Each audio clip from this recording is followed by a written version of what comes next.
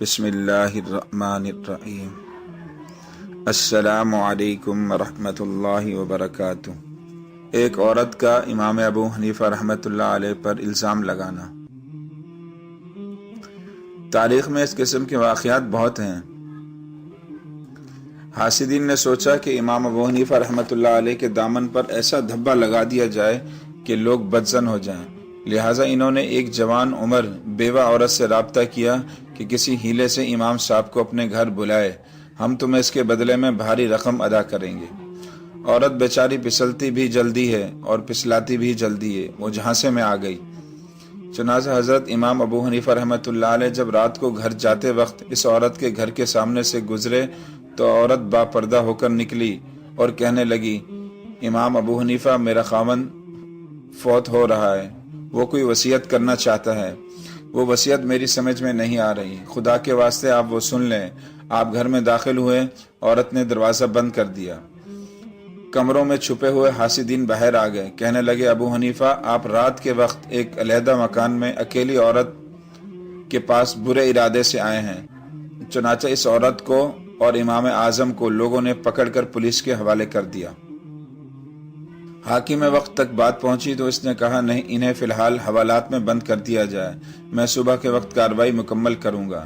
امام اعظم اور اس عورت کو ایک تاریک کوٹری میں بند کر دیا گیا۔ امام اعظم باوضو تھے، لہٰذا نوافل پڑھنے میں مشغول ہو گئے۔ جب کافی دیر گزر گئی تو اس عورت کو اپنی غلطی کا احساس ہوا کہ میں نے اتنے پاک دامن شخص پر بہتان لگایا ہے۔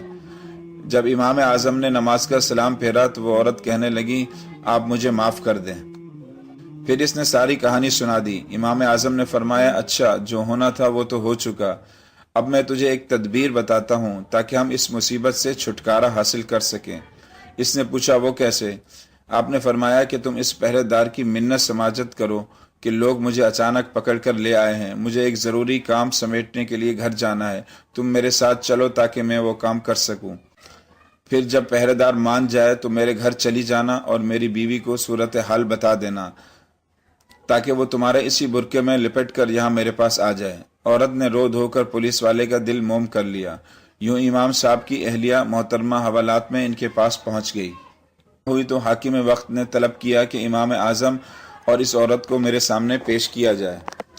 حاسدین کا جم غفیر موجود تھا۔ جب پیشی ہوئی تو حاکم نے کہا، ابو حنیفہ، تم اتنے بڑے عالم ہو کر بھی کبیر گناہ کے مرتکب ہوتے ہو۔ امام اعظم نے پوچھا، آپ کیا کہنا چاہتے ہیں؟ حاکم نے کہا کہ آپ ایک نامحرم عورت کے ساتھ رات کے وقت ایک مکان میں دیکھے گئے ہیں۔ امام صاحب نے فرمایا، وہ نامحرم نہیں ہے۔ حاکم نے پوچھا، وہ کون ہے؟ آپ نے اپنے سسر کی طرف اشارہ کرتے ہوئے فرمایا کہ ان کو بلاؤ تاکہ شناخت کریں۔ وہ آئے، انہوں نے دیکھا تو فرمانے لگے، یہ تو میری بیٹی ہے، میں نے فلاں مہینے میں ان کا نکاح ابو حنیفہ کے ساتھ کر دیا تھا۔ چنانچہ امام صاحب کی خداداد فہم سے حاسدین کی تدبیر کارگر ثابت نہ ہوئی اور ان کی سازش خاک میں مل گئی۔